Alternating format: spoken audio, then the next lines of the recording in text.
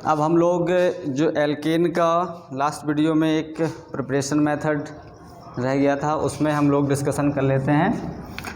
तो ये जो फिफ्थ है इसको हम लोग बोलते हैं फिफ्थ प्रिपरेशन मेथड है from oxygen containing compounds. From oxygen containing compounds ये कह सकते हैं कि जैसे अल्कोहल है, एल्डिहाइड है, कीटोन्स है या कार्बोक्सिलिक एसिड है, तो इन सब में हैं जितने भी ऑक्सीजन कंटेनिंग कंपाउंड हैं, अगर हम इन लोगों का इन कंपाउंड्स का रेड फास्फोरस और हाइड्रोजन आयोडाइड की प्रेजेंस में अगर हम लोग इनका रिडक्शन कर देते हैं तो हम लोगों को उतने ही कार्बन्स का, सेम कार्बन का जितना कार्बन पेरेंट कंपाउंड में होगा उतना ही हम लोगों को प्रोडक्ट में मिल जाता है। तो ये बात आपको याद रखनी है। तो इसमें हम लोग कहते हैं बाय रिडक्शन ऑफ फिफ्थ जो है बाय रिडक्शन, तो इसमें हम लोग red phosphorus plus hydrogen iodide का उपयोग करते हैं। ये बहुत ही ज़्यादा स्ट्रॉन्ग रिड्यूसिंग एजेंट होता है, रिड्यूसिंग एजेंट होता है, रिड्यूसिंग एजेंट होते हैं। तो रिड्यूसिंग एजेंट्स क्या करते हैं, किसी भी हाइड्रोकार्बन्स या किसी भी कंपाउंड्स को रिड्यूस कर देते हैं। तो इसमें हम लोग दो तीन एग्जांपल ऐसे देख लेते हैं। जैसे हमने कहा है एल्कोहल है, तो एल्कोहल को भी ये कन्वर्ट कर देगा एल्केन में, एल्डिहाइड को भी कन्वर्ट कर देगा एल्केन में, कीटोन को भी, यहाँ तक कि कार्बोक्सिलिक एसिड को भी ये एल्केन में कन्वर्ट कर देते हैं। तो हम लोग देखते हैं जैसे ROH है, ROH की रिएक्शन अगर हम लोग हाइड्रोजन आयोडाइड प्लस रेड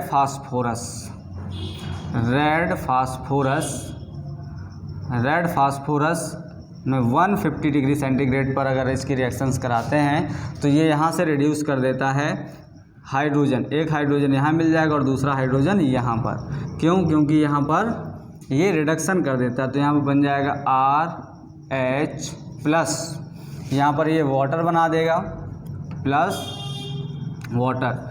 तो वाटर बनने के साथ साथ अब यहाँ पर इसका वो हो जाता है, रिडक्शन हो जाता है। ऐसे ही हम लोग अगर देखेंगे जो सेकंड कंपाउंड है, अगर हम लोग देखें कि एल्डिहाइड हो या कीटोन हो तो उनमें सभी इस प्रकार से इनका रिडक्शन कर सकते हैं। रिडक्शन में हम लोग जैसे देख लेते हैं, रिडक्शन में एल्डिहाइड में देख लें RCOH, इसकी रिएक्शन हम लोग hydrogen iodide plus red phosphorus से 150 डिग्री सेंटीग्रेड पर कराते हैं। तो ये भी इसके बॉन्ड ब्रेक कर हाइड्रोजन और हाइड्रोजन डिस्ट्रीब्यूट कर देता है और यहाँ पर वाटर बना देता है। तो वाटर बनाने के बाद अब यहाँ पर जितना हाइड्रोजन आयोडाइड कंज्यूम होगा उसमें जो आयोडीन बनेगी वो क्या हो जाएगी, आयोडीन अलग इसको मिल जाएगी। तो यहाँ पर मिल जाएगा हमें RCH3 plus water plus I2, यहाँ भी प्लस I2 हमें आयोडीन प्राप्त हो जाती है। तो यहाँ पर हम लोग ये है एल्केन, यहाँ पर भी एल्केन है। तो इस टाइप से हम लोगों को क्या मिल जाता है, एल्केन। ऐसे ही हम लोग एक कार्बोक्सिलिक एसिड या कीटोन में भी देख सकते हैं RCOR, ऐसी को हम लोग एसीटोन लिख लेते हैं, acetone CH3 hydrogen iodide red phosphorus 150 degree centigrade temperature. तो यहाँ पर ये दोनों बॉन्ड ब्रेक हो जाएंगे और हमें मिल जाएगा यहाँ पर CH3 CH2 और CH3 plus water plus I2। इस प्रकार से हम लोग क्या कर सकते हैं, इसमें एल्केन के प्रिपरेशन मेथड हम लोगों ने देख लिए हैं लगभग। अब हम लोग देखते हैं एल्केन की फिजिकल प्रॉपर्टी, है ना। तो इसको नोट कर लेते हैं और अब हम लोग देखने जा रहे हैं एल्केन की physical property of alkene.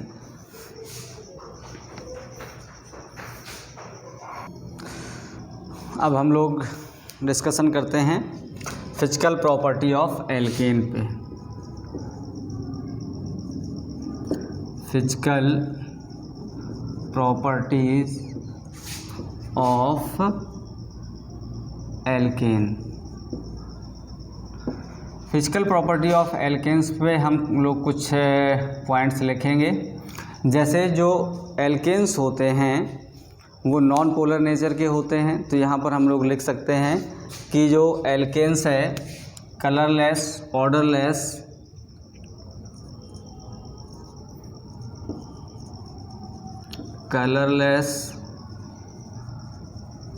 Odourless compounds होते हैं। अब कंपाउंड्स में आपको ये याद रखना है कि जो फर्स्ट 4 मेंबर्स होते हैं, फर्स्ट 4 मेंबर्स में कार्बन 1 to कार्बन 4 तक जो होते हैं वो गैसियस पाए जाते हैं, गैस स्टेट में पाए जाते हैं। C5 to लेके C17 तक के जो होते हैं वो लिक्विड स्टेट में पाए जाते हैं, लिक्विड स्टेट में पाए जाते हैं। और जबकि जो 18 कार्बन 18 से जो ऑनवर्ड हैं ये कह सकते हैं कार्बन 18 से ऑनवर्ड जो हैं वो पाए जाते हैं वैक्सी सॉलिड होते हैं, वैक्सी सॉलिड्स होते हैं। कलरलेस ऑर्डरलेस कंपाउंड्स होते हैं। कार्बन 1 to कार्बन 4 गैसेस होती हैं, जैसे मेथेन, एथेन, प्रोपेन, ब्यूटेन में यहाँ पर कार्बन 4 तक के जितने भी मेंबर्स होंगे वो गैसेस स्टेट में पाए जाएंगे, क्योंकि इनमें week van der Waals force होता है। और जबकि यहाँ पर कार्बन 5 से कार्बन 17 तक लिक्विड स्टेट में, और 18 या ऑनवर्ड जितने भी हायर हाइड्रोकार्बन्स हैं वो वैक्सी सॉलिड पाए जाते हैं। तो अब हम लोग देखते हैं कि ये नॉन पोलर नेचर के होते हैं, non polar in nature, non polar in nature. तो ये कह सकते हैं हाइड्रोफोबिक होते हैं, हाइड्रोफोबिक मीन्स है कि ये वाटर में डिजॉल्व नहीं होते हैं, वाटर में डिजॉल्व नहीं होते हैं। क्यों? क्योंकि सॉल्बिलिटी के लिए कहा जाता है लाइक डिजॉल्व लाइक। तो ये पोलर हैं, अगर नॉन पोलर हैं तो नॉन पोलर में ही डिजॉल्व होते हैं, जो पोलर कंपाउंड्स हैं वो पोलर में ही डिजॉल्व होते हैं, है ना। जबकि वाटर पोलर है और जबकि ये एल्केन्स क्या है, नॉन पोलर हैं, तो ये वाटर में डिजॉल्व नहीं होते हैं। तो यहाँ पर आपको ये याद रखना है। दूसरी बात आती है इनमें बॉइलिंग पॉइंट और मेल्टिंग पॉइंट्स में। तो मेल्टिंग पॉइंट्स में देख लेते हैं। मेल्टिंग पॉइंट्स जो होता है किसी भी हाइड्रोकार्बन्स में, अगर ब्रांचिंग ज़्यादा होती है तो हाइड्रोकार्बन्स का मेल्टिंग पॉइंट कम होता है, ब्रांचिंग ज़्यादा होगी तो मेल्टिंग पॉइंट कम, और ब्रांचिंग कम है तो यहाँ पर मेल्टिंग पॉइंट ज़्यादा हो जाता है। इसका मतलब यहाँ पर ये है ब्रांचिंग ज़्यादा होने से मेल्टिंग पॉइंट कम होगा। तो मेल्टिंग पॉइंट्स जो होता है वो इन्वर्सली प्रोपोर्शनल टू होता है ब्रांचिंग के, ब्रांचिंग के इन्वर्सली प्रोपोर्शनल होता है।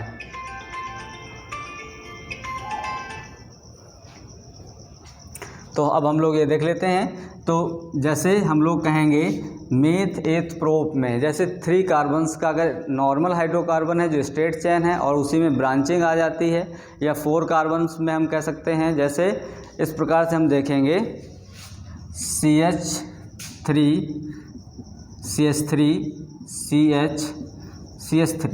तो यहाँ पर इसमें ब्रांचिंग है। और जबकि हम इसी का कोई दूसरा हम नॉर्मल हाइड्रोकार्बन ले रहे हैं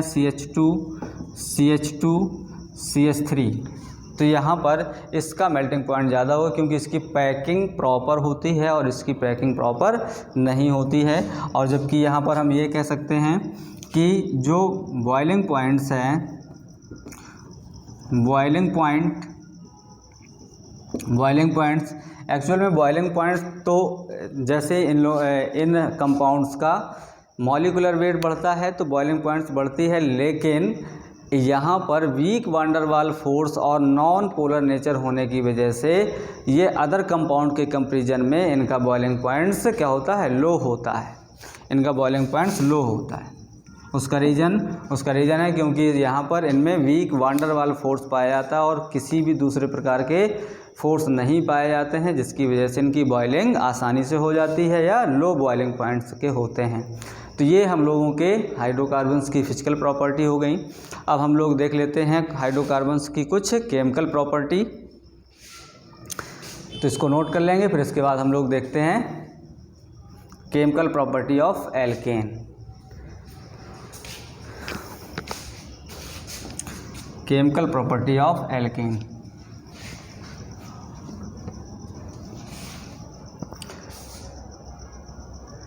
केमिकल प्रॉपर्टी ऑफ एल्केन में देखते हैं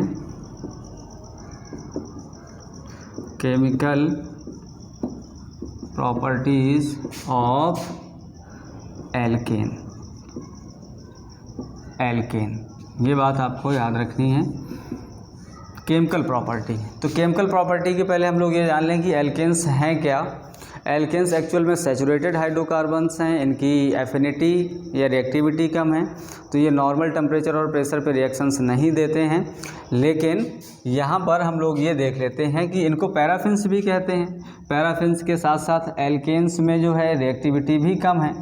तो हम लोग देखते हैं सबसे पहले केमिकल प्रॉपर्टी में इसमें कि ये सब्स्टिट्यूशन की रिएक्शंस देते हैं। क्यों? क्योंकि जो अनसैचुरेटेड कंपाउंड्स होते हैं वो एडिशन की रिएक्शंस देते हैं, जबकि जो सैचुरेटेड कंपाउंड्स हैं वो सब्स्टिट्यूशन की रिएक्शंस देते हैं। तो सब्स्टिट्यूशंस में हम लोग देख लेते हैं, ये तीनों टाइप के सब्स्टिट्यूशन देते हैं। सब्स्टिट्यूशन की रिएक्शंस जो हम लोग रिएक्शन मैकेनिज्म में डिस्कस करेंगे तो उसमें हम लोग पढ़ेंगे इलेक्ट्रोफिलिक सब्स्टिट्यूशन, न्यूक्लियोफिलिक सब्स्टिट्यूशन और फ्री रेडिकल सब्स्टिट्यूशन। क्यों? क्योंकि जो सैचुरेटेड कंपाउंड्स होते हैं वो मोस्टली सब्स्टिट्यूशंस की रिएक्शंस देते हैं। अब इसके लिए आपको एक्सेप्शन में याद रखना है बेंजीन।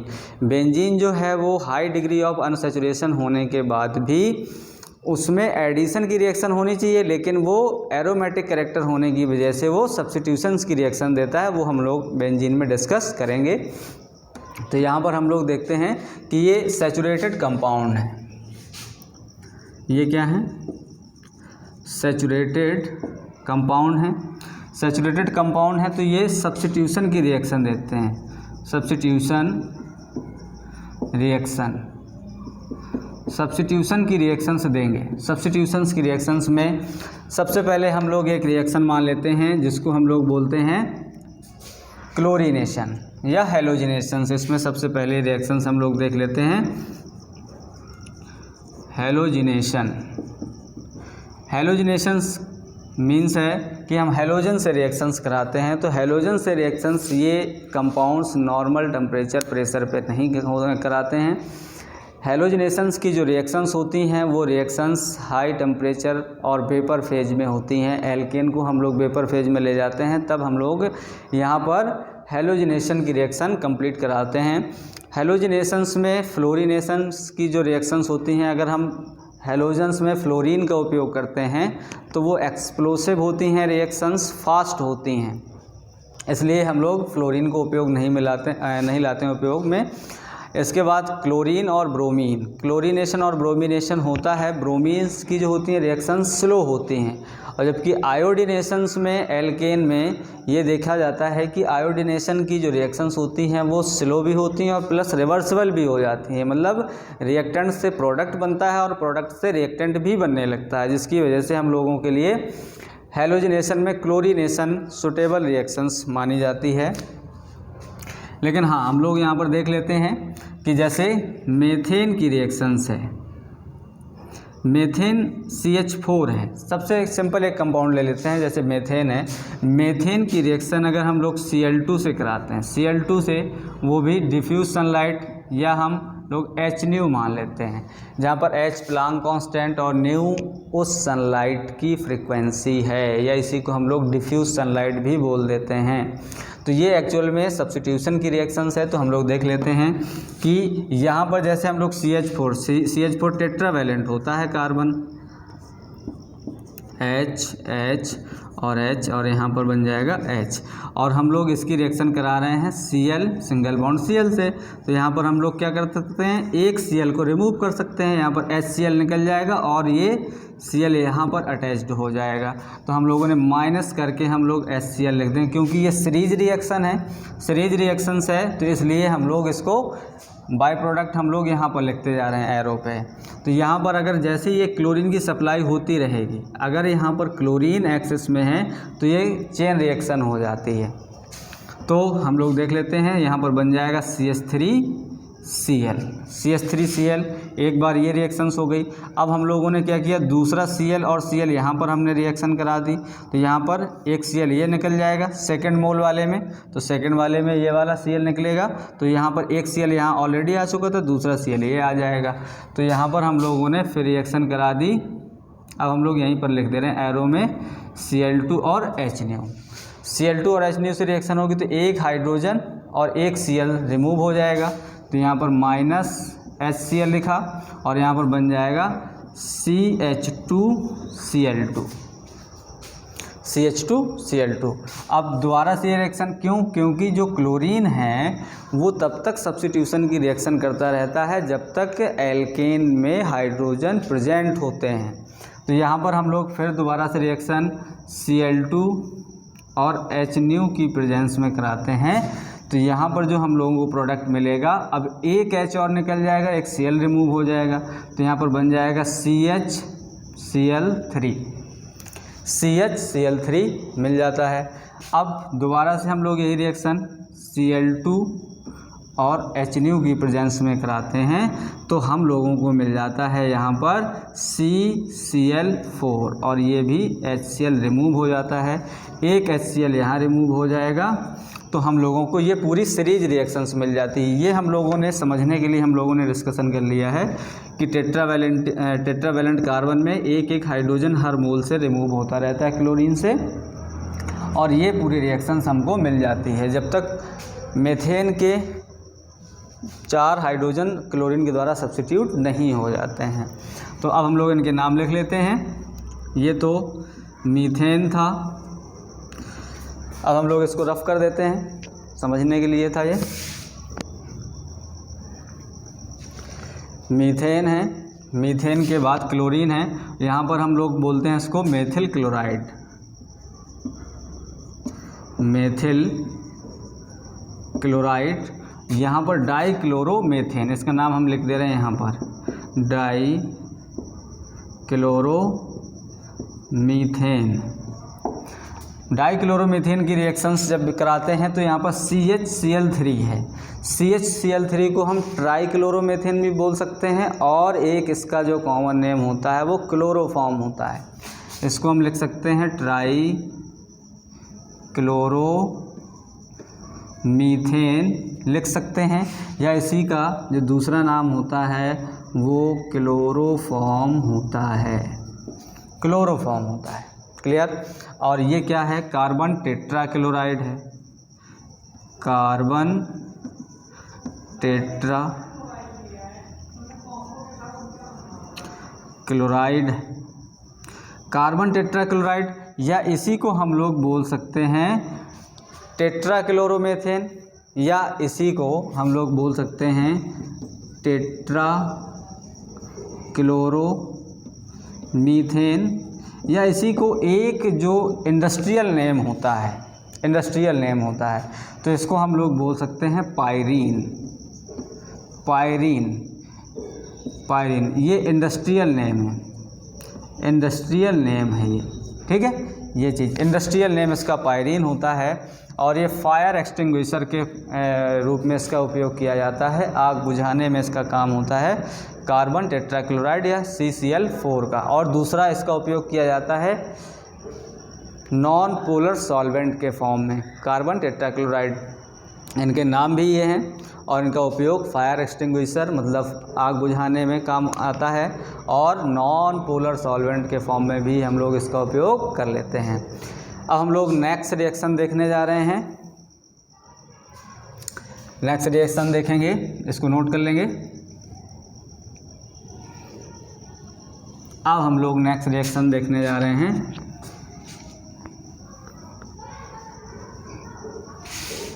ये एक्चुअल में फ्री रेडिकल सब्स्टिट्यूशंस की रिएक्शन थी, क्योंकि यहाँ पर क्लोरीन और क्लोरीन फ्री रेडिकल जनरेट करते थे, उसमें मेंशन कर लीजिएगा कि ये फ्री रेडिकल सब्स्टिट्यूशंस की रिएक्शन थी। लेकिन अब हम लोग जो देखने जा रहे हैं, जैसे नाइट्रेशन है, सेकंड रिएक्शंस है नाइट्रेशन। तो नाइट्रेशन में क्या होता है, नाइट्रेशन में नाइट्रो एल्केन मिलेंगे हमको, तो जब भी इसमें रिएक्शन कराते हैं एल्केन की नाइट्रेटिंग मिक्सचर से, तो हम लोगों को नाइट्रेटिंग मिक्सचर से नाइट्रो एल्केन मिल जाते हैं। इसके बाद हम लोग देखेंगे कंबस्शन की रिएक्शन, कंबस्शन देख लेंगे। तो अब हम लोग देखते हैं नाइट्रेशन। तो नाइट्रेशन में क्या है, इसमें उपयोग होता है नाइट्रेटिंग मिक्सचर, जिसमें H2SO4 और HNO3 दोनों उपयोग में लाए जाते हैं। यहाँ पर H2SO4 प्लस HNO3 ये नाइट्रेटिंग मिक्सचर कहलाता है। नाइट्रेटिंग मिक्सचर में H2SO4 कंसनट्रेटेड और कंसनट्रेटेड HNO3 दोनों उपयोग किए जाते हैं। यहाँ पर लेकिन ये बात याद रखने लायक है कि यहाँ पर दोनों ही स्ट्रॉन्ग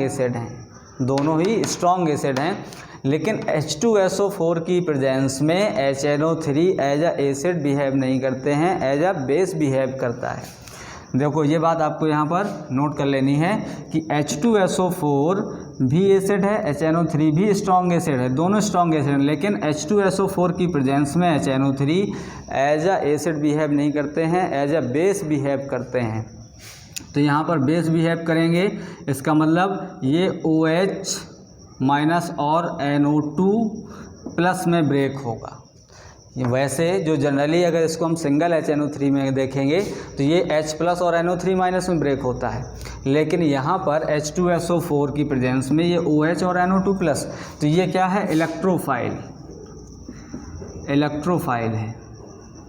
इलेक्ट्रोफाइल जनरेट करने का काम करता है। तो अब हम लोग जो रिएक्शंस पढ़ने जा रहे हैं वो इलेक्ट्रोफिलिक सब्स्टिट्यूशन की रिएक्शंस है। तो इसको हम लोग कहते हैं कि नाइट्रेशन जो होता है वो इलेक्ट्रोफिलिक सब्स्टिट्यूशन रिएक्शंस हैं, इलेक्ट्रोफिलिक सब्स्टिट्यूशंस की रिएक्शंस है। ये हम लोग जनरल रिएक्शन मैकेनिज्म में पढ़ लेते हैं।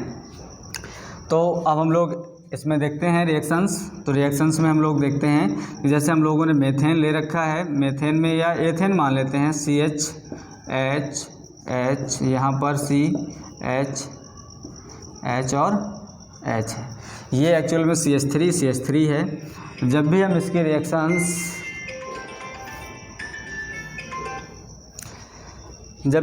रिएक्शंस नाइट्रेटिंग मिक्सचर से कराते हैं, तो नाइट्रेटिंग मिक्सचर में H2SO4 प्लस HNO3 की रिएक्शंस कराते हैं, तो यहाँ पर एक हाइड्रोजन सब्स्टिट्यूट हो जाता है और यहाँ पर वाटर, क्योंकि यहाँ पर हमें क्या मिलने वाला है, OH माइनस और NO2 प्लस। H2SO4 इसमें कोई रोल अदा नहीं करता, बस इसमें क्या करता है, इलेक्ट्रोफाइल जनरेट करवाने का काम करता है। तो इलेक्ट्रोफाइल जनरेट कर लेता है HNO3 से। तो यहाँ पर जो H सब्स्टिट्यूट होगा वो OH से कंबाइंड हो जाएगा और ये NO2 आ जाएगा यहाँ पे, तो हमको मिल जाता है CH3CH2NO2 प्लस वाटर और H2SO4 तो उसमें रहेगा ही।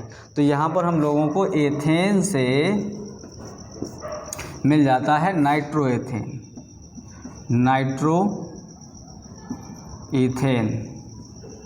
नाइट्रोइथेन मिल जाता है। क्लियर। ऐसे हम लोग इनकी रिएक्शंस देख लेते हैं कि नाइट्रेशन में ये चीज़ें होती हैं। नाइट्रेशन में बस ये आपको याद रखना है कि H2SO4 की प्रेजेंस में HNO3 एज अ एसिड नहीं, एज अ बेस बिहेव करता है। नेक्स्ट हम लोग देख लेते हैं कंबस्शन की रिएक्शंस। कंबस्शन की रिएक्शंस में हम लोग देखते हैं कंबस्शन ऑफ हाइड्रोकार्बन्स। थर्ड जो केमिकल रिएक्शन है वो है कंबस्शन। कंबस्शन का मतलब होता है दहन से, जलाने से। तो वो हम लोगों को याद रखना है कि यहाँ पर कोई भी अगर हाइड्रोकार्बन्स का कंबस्शन किया जाता है तो वो ऑक्सीजन को कंज्यूम करके कार्बन डाइऑक्साइड और वाटर में कन्वर्ट हो जाता है। जैसे इसके लिए हम लोग एक जनरल इक्वेशन आपको याद रखनी चाहिए, तो उसमें आपको ज़्यादा प्रॉब्लम्स नहीं होंगी। जैसे हमने कोई हाइड्रोकार्बन हमने मान लिया CXHY है, इसमें कोई भी हाइड्रोकार्बन्स हो सकता है।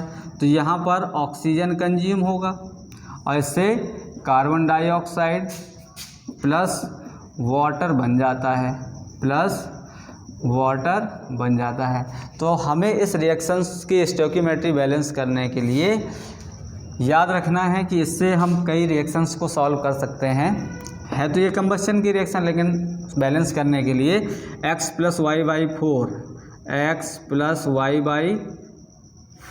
O2 ले लेते हैं। ये बात आपको याद रखना है। x + y/4 O2 ले लेते हैं, x CO2 बनते हैं और y/2 H2O बनते हैं। अब हम लोग इसी फार्मूले के बेस में देख लेते हैं एक रिएक्शंस को। जैसे हमने कहा है CH4 का हमने कंबस्शन किया है, तो इसमें कितनी ऑक्सीजन लग जाएगी, तो कितनी ऑक्सीजन लग जाएगी इसमें, तो हम लोग इसी फार्मूले से निकाल सकते हैं। तो यहाँ पर हमें CO2 मिला प्लस वाटर मिला। तो यहाँ पर x की वैल्यू 1 है और y की वैल्यू 4 है, तो x + y/4 मतलब 1 + 4/4, तो आ जाएगा 2 O2 लगेंगे। और यहाँ पर x CO2 मतलब कार्बन कितना है 1, तो यहाँ पर एक कार्बन है, तो यहाँ पर 1 CO2 मिल जाएगा। y/2 H2O मतलब 4/2 का मतलब यहाँ पर 2 हो जाएगा। तो इस प्रकार से हम ये सभी केमिकल्स के जो हाइड्रोकार्बन्स के कंबस्शंस की रिएक्शंस हैं वो हम लोग इसमें देख सकते हैं। इतनी बात सभी को क्लियर हो गई होगी। ऐसे हम कई सारी रिएक्शंस हम लोग बना सकते हैं जो x + y/4। हाँ, अगर इसमें कोई भी रिएक्शंस नहीं है तो इसमें y/2 ऑक्सीजन में ले आएँ और x + y/4 H2O में भी ले जा सकते हैं, जिससे रिएक्शन आपको बैलेंस मिल जाएगी। तो ये हम लोगों की एल्केन के लगभग केमिकल प्रॉपर्टी हो चुकी हैं। अब एल्केन की प्रॉपर्टी में हम लोग एक प्रॉपर्टी और देख लेते हैं जो इसकी ऑक्सीडेशन की है। ऑक्सीडेशन एक्चुअल में इनर्ट नेचर के होते हैं, इसलिए ये जनरली ऑक्सीडेशन तो नहीं देते हैं, लेकिन इनमें एक कंट्रोल्ड कंडीशंस में हम लोग इनका ऑक्सीडेशन करा सकते हैं। तो ये 5th जो रिएक्शंस होगी वो ऑक्सीडेशन होगी, या इसको हम कह सकते हैं कंट्रोल्ड ऑक्सीडेशन। तो कंट्रोल्ड ऑक्सीडेशन में हम लोग क्या करते हैं, मेथेन को अल्कोहल में भी कन्वर्ट कर लेते हैं, मेथेन को एल्डिहाइड या कार्बोक्सिलिक एसिड में भी कन्वर्ट कर सकते हैं। तो हमें ये बात याद रखनी है कि यहाँ पर हमें कंट्रोल ऑक्सीडेशन करते हैं। तो जैसे हम लोग कहते हैं मेथेन CH4 प्लस, अब हमें देखो जैसे मेथेन है, एथेन है या प्रोपेन है, इनका ऑक्सीडेशन करने, क्योंकि ये नॉर्मली क्या है अनरिएक्टिव हैं, तो अनरिएक्टिव होने की वजह से हम लोग क्या करते हैं, इनको ऑक्सीडेशन करने के लिए इसमें हाई टेम्परेचर और प्रेशर की ज़रूरत होती है। तो हाई टेम्परेचर और प्रेशर के लिए जैसे हम लोग यहाँ पर ऑक्सीजन यूज करते हैं और हम लोग कॉपर प्लस ऐसे कर लेते हैं, इसमें कॉपर 523 केल्विन, और इसमें जो प्रेशर होता है वो लगभग 100 ATM का प्रेशर होता है। तो ये एक ही कार्बन के अल्कोहल में कन्वर्ट हो जाते हैं। ये सभी कैटालिटिक ऑक्सीडेशन है, ये चीज़ याद रखना है, ये कैटालिटिक ऑक्सीडेशन है, ये सभी कैटालिटिक ऑक्सीडेशन में आते हैं। तो कैटालिटिक ऑक्सीडेशन में हम लोगों को मिल जाएगा CH3OH, अल्कोहल्स मिल जाते हैं, है ना। ये बात याद रखनी है। दूसरी बात ये है कि अब अगर हम लोग मेथेन का दोबारा से ऑक्सीडेशन कराना चाहें, अब हम लोगों को क्या करना है, अल्कोहल के आगे एल्डिहाइड तक ऑक्सीडेशन करना है। तो अल्कोहल से अगर हम एल्डिहाइड तक ऑक्सीडेशन करना चाहते हैं तो हम लोगों को मोलिब्डेनम ट्राईऑक्साइड लेते हैं, मोलिब्डेनम ट्राईऑक्साइड लिया जाता है, MO2O3। अब इसकी प्रेजेंस में जब हम लोग इसको हीट करते हैं, हीट करने पर हमें यहाँ पर मिल जाता है उतने ही कार्बन्स का हमें एल्डिहाइड मिल जाएगा, मतलब HCHO मिल जाता है, मतलब हमें फॉर्मेल्डिहाइड मिल जाएगा। तो ये भी एल्केन के कैटालिटिक ऑक्सीडेशन में आ जाता है। अब हम लोग अगर इसको हम लोग कन्वर्ट करना चाहें कार्बोक्सिलिक एसिड में, तो इसमें भी और दूसरे कैटालिटिक ऑक्सीडेशन आते हैं, या और इसमें दूसरे स्ट्रॉन्ग ऑक्सीडाइजिंग एजेंट यूज कर सकते हैं। तो ओवरऑल हम लोगों को एक चीज़ इसमें याद रखना है जो कि हम लोगों को और आगे फर्दर केमिस्ट्री में काम आने वाला है। तो देखो जैसे एल्केन के ऑक्सीडेशन से एल्केन का हमने ऑक्सीडेशन का साइन एक्चुअल में नेसेंट ऑक्सीजन से होता है। एल्केन से हम लोग कन्वर्ट कर सकते हैं एल्कोहल, और एल्कोहल का ऑक्सीडेशन जब किया जाता है तो कन्वर्ट हो जाते हैं एल्डिहाइड में, एल्डिहाइड और कीटोन में। अब ये जब हम लोग पढ़ेंगे एल्कोहल, या इसी में जो वीडियो पढ़े हैं उसमें देख भी सकते हैं कि एल्कोहल अगर 1 डिग्री एल्कोहल है तो एल्डिहाइड में कन्वर्ट होगा, और 2nd डिग्री है तो कीटोन में कन्वर्ट हो जाएगा। अब एल्डिहाइड तो आसानी से ऑक्सीडाइज हो जाते हैं, किसमें? कार्बोक्सिलिक एसिड में, और जबकि कीटोन नॉर्मल कंडीशन में ऑक्सीडाइज नहीं होते हैं, और यही इनका एक रिवर्सिबल प्रोसेस रिडक्शन में चलता है। अब अगर हम कार्बोक्सिलिक एसिड को रिड्यूस करेंगे तो इसमें नेसेंट हाइड्रोजन चलता है, ये एक्टिव मास ऑफ हाइड्रोजन है।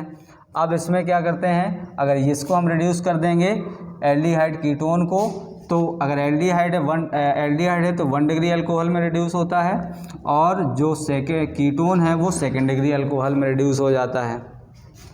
जबकि यहाँ पर एल्कोहल है तो एल्कोहल को हम रेड फास्फोरस और हाइड्रोजन आयोडाइड की प्रेजेंस में 150 डिग्री सेंटीग्रेड तक अगर रिएक्शन कराते हैं तो यहाँ पर एल्कोहल कन्वर्ट हो जाता है एल्केन में। तो ये हम लोगों को ओवरऑल पूरी केमिस्ट्री में काम आने वाली रिएक्शंस है, तो इसको भी हम लोग नोट कर लेते हैं। तो इस टाइप से ये आपके एल्केन की लगभग फिजिकल प्रॉपर्टी और केमिकल प्रॉपर्टी कंप्लीट हो जाती हैं। इसके बाद हम लोग जो नेक्स्ट वीडियो में है वो एल्कीन पे डिस्कशन करेंगे।